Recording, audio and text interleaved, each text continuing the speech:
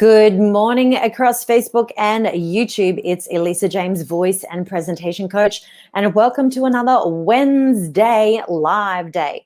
Now, this week and last week, the videos on YouTube were all about how to make your voice sound sexier.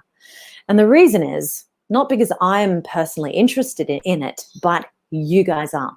So many people on my channel have actually asked me, how do I make my voice sound more attractive? How do I make my voice sound sexier? This is a very big ask from so many people around the world. So I went through all the comments to find out how prevalent that was to my audience, and it's massive.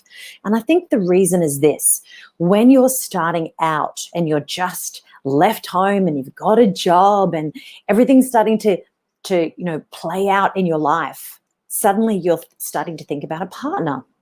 You're thinking about settling down. You might be thinking about raising a family. So of course, attracting the opposite sex becomes very, very important to us.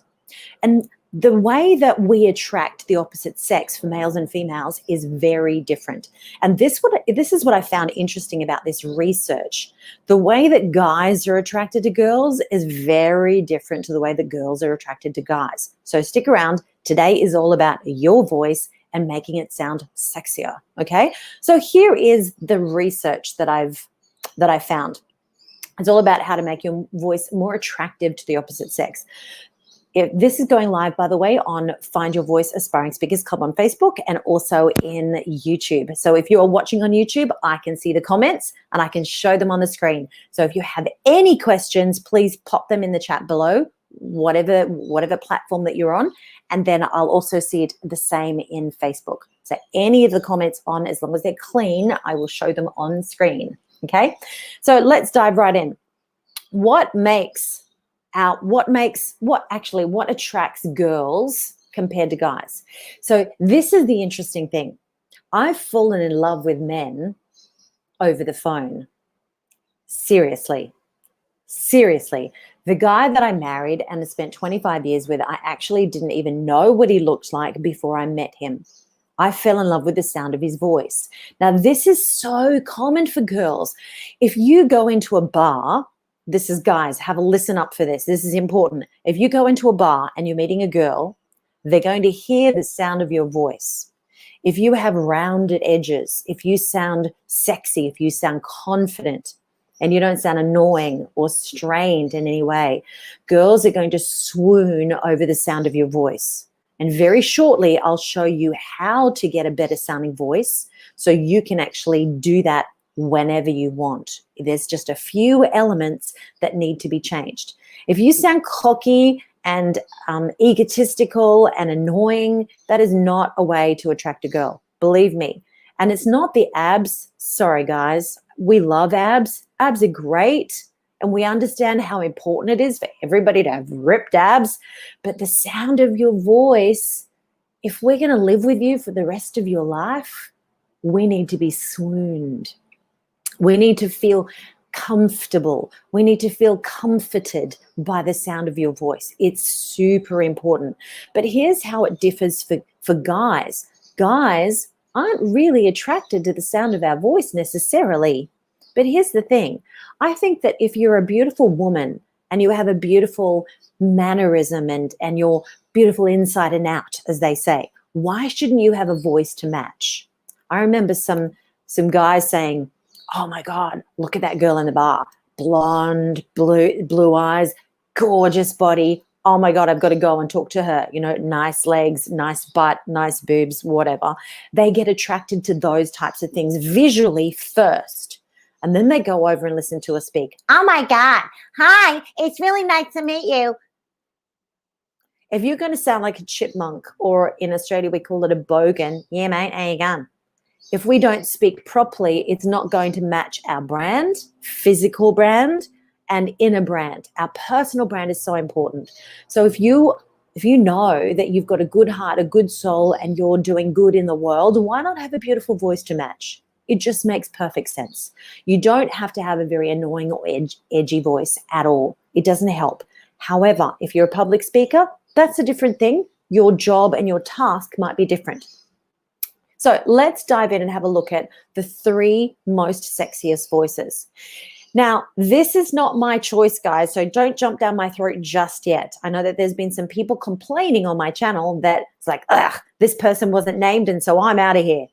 Well, that's okay. But because we've got billions of people around the world all voting, I went through dozens and dozens and dozens of posts of other people and their lists. So I looked at a bunch of lists and thought, okay, I'm going to pick 3 people from this list. Not my choice, but the most popular overall worldwide.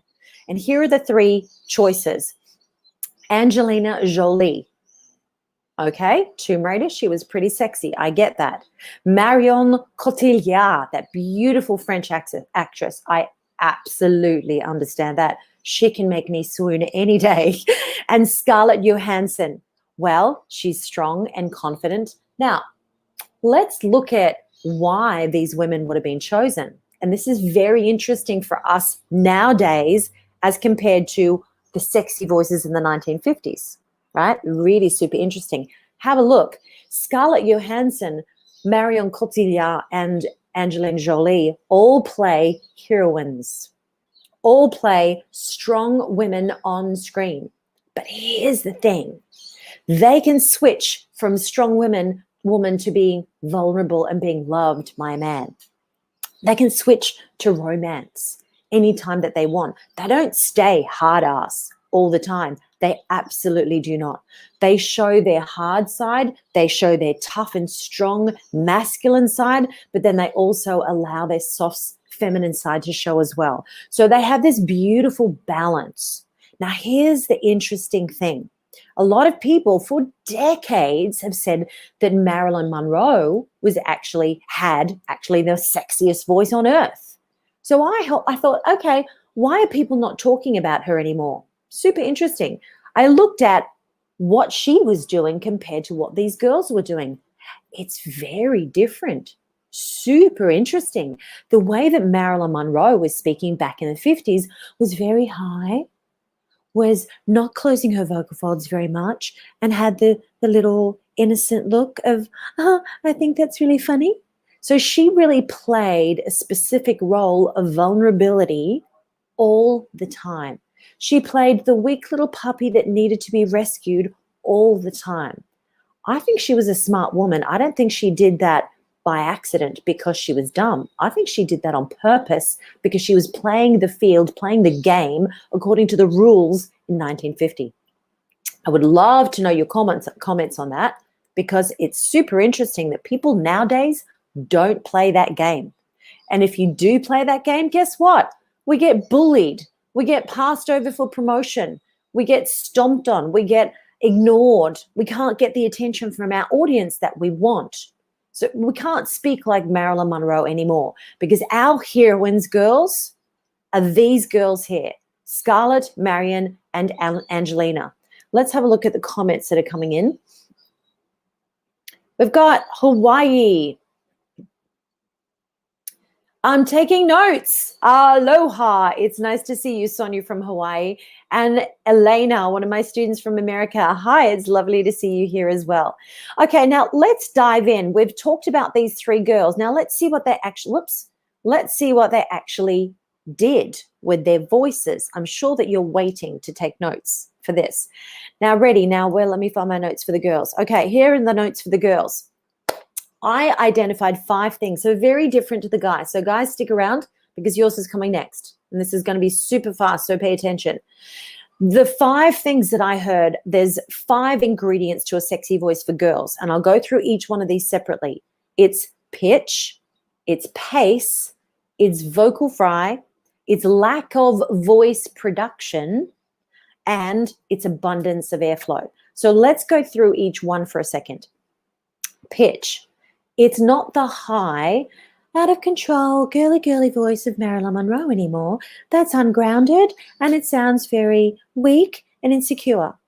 You don't need to be rescued. Come on, we're women of the 21st century. We don't need to sound like we need to be rescued or bullied or abused by any other guy or any other person. So let's get the pitch right. I don't need you to have a low pitch necessarily, But the women that we're talking about did have a low pitch. And I think they did it on purpose, because when we're women and we have a baby or a puppy, we go, oh my God, it's so cute. We can use an upward pitch anytime that we want. And we do that for expression. It's super important to have as much range in your voice available to you as possible, because it all conveys emotion. But here's the thing, that high pitch doesn't convey leadership. It doesn't convey authority. So that low pitch that these three girls are using specifically all conveys authority. It's a don't attitude. Get it? You will not get stepped on if you use a lower pitch with intent, consciously. Number 2 is pace. I noticed that with the girls today and with Marilyn Monroe, she was very deliberate. That's why I liked and admired the way that she spoke, because I think she did it all on purpose. It was all a role that she was playing in life. She'd branded herself very, very well. Now, these women have done the same. They slow down their pace. And yes, they're actors. And yes, they have a script. But you can deliver that script in any way, shape, or form that you want, according to the needs of the role, the task, and the director. Now, they delivered the words deliberately. And when you're deliberate with a low pitch, as you can see I'm doing right now, it makes you sound very confident, very authoritative, and like you know what you're talking about. This is exactly what those women are doing. So again, it conveys a don't mess with me type of attitude. They're not going to argue. People are not going to argue with you as much if you convey that low authoritarian tone in a good pace. The number 3, now this one really does annoy me, I must admit, because it is very American, it's very Californian, but this is lack of production. And the vocal fry and lack of production are very similar. So let's sort of mush them together for a bit. Vocal fry is the slowest vibration of the vocal folds, and it's not the normal vibration that I'm using right now. So if I use a normal vibration right now, hi, how you going? Ah, if I was going to sing in a speech mode vibration, I have good thick vocal fold closure and it's proper projection of my voice. However, if I don't give a proper projection of my voice, a proper production of my vocal fold closure, it's going to sound like this. I just switched all my engine off, if you notice. And yes, I have a very low tone still, and it's very lazy. Now, with that lack of production, lack of use of intra-abdominal pressure, lack of support, lack of projection, I'm speaking right here, and it's nothing that I can project. So it has to be very intimate, close, and quiet conversation. Now, I'm going to add vocal fry. This is what they did. They actually added vocal fry as well. So they added vocal fry to the mix of the lack of production. And for whatever reason, I don't know why, but guys think that's sexy. Or maybe girls find that sexy too. I'm not sure who voted. And the last one is lots of airflow. And this is common for both girls and guys. When you're using airflow, it softens the edges of your tone. It becomes less abrasive. If we're speaking in a really abrasive tone, very pointy, it becomes very annoying for people and it's very hard to listen to for long periods of time. So that covers the girls. Pitch, pace, vocal fry, lack of production, and abundance of airflow. In other words, girls, just relax. Don't try so hard. It's not hard. Let the airflow flow. Let it flow. Just keep it really chilled, okay? Let's go to the comments before we go to the guys. Not sexy. Yeah, I know. It's really not sexy, is it, Elena? If we really overdo the resonance and the nasal resonance specifically, it's like Franny. What is it? Fran Drescher from The Nanny. Oh my God, Mr. Sheffield. Ha ha ha. It's a very constricted sound, and it's really not sexy. That's why I think that the show was actually quite interesting, because she was a super sexy woman. But her vocal brand was like, oh my God, get me out of here. It was very hard to take for a lot of people. Now let's shoot over to the guys now. The top elements, or actually the top 3 guys. Now again, don't shoot me. I'm only the messenger. I did not choose the guys. The guys were chosen again by dozens and dozens of top 10 lists, and I just disseminated and used the most popular ones. Now, I was a bit disappointed as an Australian. I was very disappointed that Chris was not on the list. Guys, girls, why the heck did you not vote for Chris Hemsworth? I mean, that's just a sin as far as I'm concerned. That's abysmal, because to me, I could listen to Chris all day long. I've even heard him read the phone book, and it was pretty impressive, I must say. That will make a girl swoon, regardless of whether you see him. When you hear his voice, he just makes me swoon.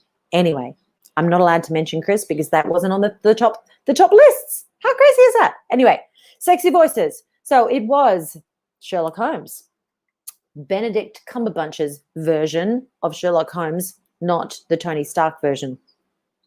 You know what I'm talking about. Robert Downey Jr. The second one was George Clooney. Very interesting. Now, he's an outwardly sexy man. He has a sexy brand. I get that. And his voice, yeah, it's sort of not here, not there. It's right in the middle. It's not annoying and it's not super sexy. It's just he's got this lovely way about him. I think it's more energy than voice. And the third was very surprising for me, James Earl Jones. Now, we all know him as Luke, I am your father, out of Star Wars, but he's a prolific actor. He's been around for a very long time, but he's got that deep, resonant, rich tone like Morgan Freeman, and I think that that's why guys love him. So let's have a look at the guys here. The top elements to consider are these. Number one is pitch. Yes, guys, girls love a low pitch. Now, it doesn't have to be so low it's sort of caught in your throat and so low you can't project it. That's going to sound ridiculous. So this is why the 3 steps are very important here. So don't lower your pitch if you can't handle it or control it properly, because it's not going to sound good. Here is a little step to help you lower your pitch gently and naturally without ruining your voice. If you hum at the pitch that you can hum now, then lower it down, drop your jaw, relax your throat, drop, hum,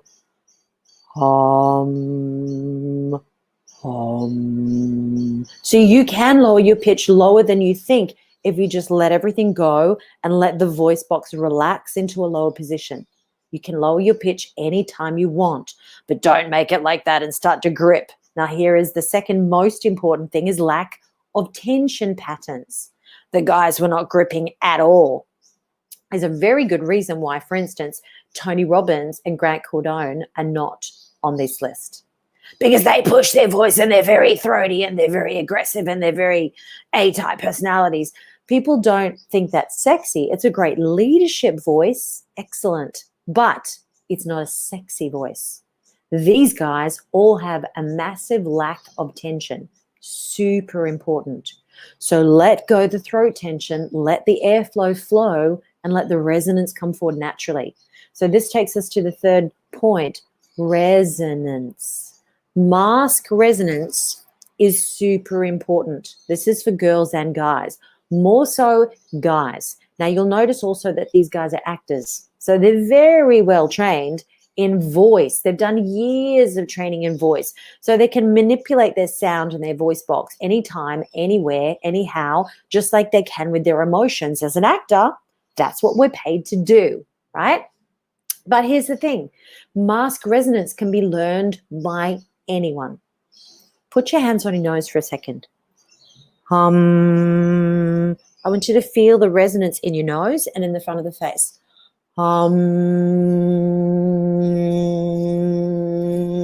The trick is with mask resonance that you bring the airflow, excuse me, once it's flowing, you bring the airflow right forward to the front of the face and you keep it there as much as you're talking and bring that airflow forward. The airflow forward will make the voice sound more bell-like in quality, brighter, very easy to project and very easy to hear. Very different from a throaty tone or too much airflow.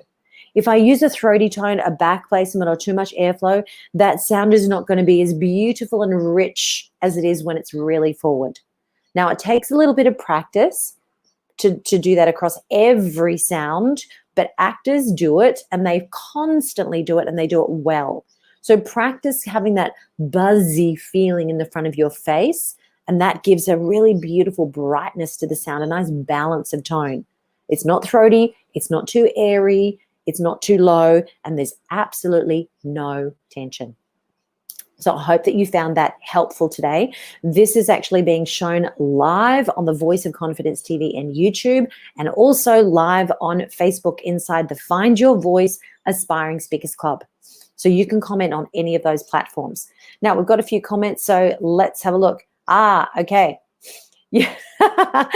So Elena, yes, I think you're talking about Chris Hemsworth. She says, yes, he is so sexy. And Nick is one of my students in the States, and I have a problem with resonance. Yes, so we need to work on that really beautiful forward resonance, because it really helps us project the voice, Nick, instead of keeping it too throaty and too airy and weak sounding. We need to work on that projection coming forward. I'm not sure what this one is. And Nick, we all have a voice according to our build, okay? So if you are a smaller build and a shorter stature, our voices naturally are not going to be as big and as rich and as deep as somebody who's very, very tall with big bones and a massive instrument. So we have to work with what we've got, but we can change and manipulate things as much as we can. I mean, there's a lot of things to change in voice. That's what makes it so interesting. If you just listen to a voice actor, put on 15 different voices in 2 minutes, you can see how much you can change. Yeah, so when I'm in my throat, I'm all tense. This is exactly right. So part of the sexiness, guys, is lack of tension and confidence at the same time. You won't ever come across sexy if you're not inwardly confident. We have to work on that inner confidence and self-esteem to be able to show up as someone who's sexy. And Elena says, I want Morgan Freeman narrating my life. That's really sweet. Yes. Okay, guys, thank you so much for joining me this morning. I'm Elisa James, voice and presentation coach, and I teach holistically people from all walks of life to show up in a more confident, passionate, and inspired way so they can move their audience to some sort of action. I hope that you've learned something today. If you're new to this and you're seeing this for the first time, jump over to my channel, The Voice of Confidence TV, and you'll see loads of videos that will be serving you to get your voice on track to where you want it to be. It's all about becoming a leader in life and in business. All right, you guys have a wonderful week, and I'll see you on Friday for Experts Interview. See you then. Bye.